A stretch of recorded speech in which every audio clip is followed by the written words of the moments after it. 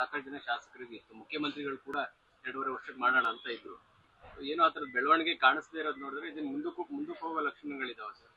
ಇಲ್ಲ, ಹೈಕಮಾಂಡ್ನವ್ರು ತೀರ್ಮಾನ ಮಾಡ್ತಾರೆ, ಅವರೇ ಅಲ್ವಾ ಮಾಡಬೇಕು. ಹೈಕಮಾಂಡ್ನವರು ಯಾವುದೇ ತೀರ್ಮಾನ ಕಾಂಗ್ರೆಸ್ ಪಕ್ಷದಲ್ಲಿ ಹೈಕಮಾಂಡ್ನವ್ರು ಮಾಡೋದು.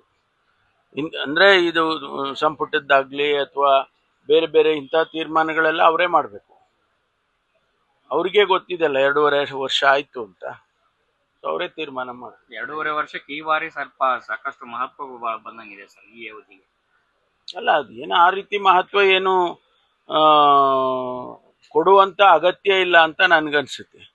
2.5 ವರ್ಷಕ್ಕೆ ಮಹತ್ವ ಕೊಡುವಂತ ಅಗತ್ಯ ಇಲ್ಲ. ಸರ್ಕಾರ ಬಂದಾಗ್ಲಿಂದಲೂ ಈ ಪ್ರಶ್ನೆ ಇದೆ, ಸಮಯ ನಡೀತಾ ಬದಲಾವಣೆ ಇದೆ, ಮುಖ್ಯಮಂತ್ರಿಗಳ ಬದಲಾವಣೆ ಇದೆ ಅನ್ನೋ ಕಾರಣಕ್ಕಾಗಿ 2.5 ವರ್ಷಕ್ಕೆ ನೋಡಿ. ಒಂದು ಸ್ಪಷ್ಟವಾಗಿ ನನಗೆ ತಿಳಿದಿದ್ದು ಹೇಳ್ತೇನೆ. ನಮ್ಮ ಹೈಕಮಾಂಡ್ ಇಂದ ಯಾರು ಏನು ಹೇಳಿಲ್ಲ. ನಾವೇ ಏನೇನ್ ಬೇಕೋ ಹೇಳ್ಕೊಂಡು ಹೋದ್ರೆ ಅದಕ್ಕೆ ಮಹತ್ವ ಬರುತ್ತಾ? ಅದು ಮಹತ್ವ ಯಾವಾಗ ಬರುತ್ತೆ ಅಂದ್ರೆ ಹೈಕಮಾಂಡ್ನವ್ರು ಹೇಳಿದಾಗ ಬರುತ್ತೆ. ಇಲ್ಲಿ ತನಕ ಯಾವುದೇ ವಿಚಾರವನ್ನು, ಅದು ಕ್ಯಾಬಿನೆಟ್ ಎಕ್ಸ್ಪ್ಯಾನ್ಷನ್ ಇರ್ಬೋದು, ಮುಖ್ಯಮಂತ್ರಿಗಳ ಬದಲಾವಣೆ ಇರ್ಬೋದು, ಇದನ್ನ ಯಾವುದನ್ನು ಕೂಡ ನಮ್ಮ ಹೈಕಮಾಂಡ್ನವರು ಎಲ್ಲೂ ಸ್ಪೆಲ್ ಔಟ್ ಮಾಡಿಲ್ಲ. ಹಾಗಾಗಿ ಹೈಕಮಾಂಡ್ನವ್ರು ಹೇಳಿದ್ರೆ ಎಸ್ ಎಲ್ಲರೂ ಕೇಳ್ತೇವೆ.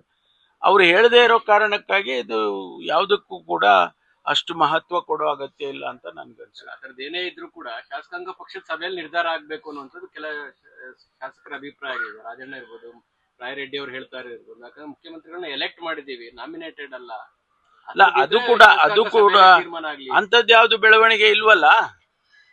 ಅಂಥದ್ದು ಯಾವ್ದಾದ್ರು CLP ನಲ್ಲಿ ಪ್ರಶ್ನೆ ಯಾರಾದ್ರೂ ಮಾಡಿದ್ರೆ ಅಥವಾ ಯಾರಾದ್ರೂ ಆ ಪ್ರಶ್ನೆ ಎತ್ತಿದ್ರೆ ನೀವು ಹೇಳೋದ್ರಲ್ಲಿ ಕರೆಕ್ಟ್ ಇದೆ. ಅಂಥದ್ದು ಯಾವ್ದು ಬೆಳವಣಿಗೆ ಇಲ್ಲ. ಒಂದು, ಹೈಕಮಾಂಡ್ನವ್ರು ಏನ್ ಹೇಳಿಲ್ಲ. 2, CLP ನಲ್ಲೂ ಏನ್ ಚರ್ಚೆ ಆಗಿಲ್ಲ. ಅದರಿಂದ ಅದಕ್ಕೆ ಯಾಕೆ ಮಹತ್ವ ಕೊಡ್ತೀವಿ ಅಂತ ನಮ್ಗೆ ಅರ್ಥ ಆಗ್ತಿಲ್ಲ.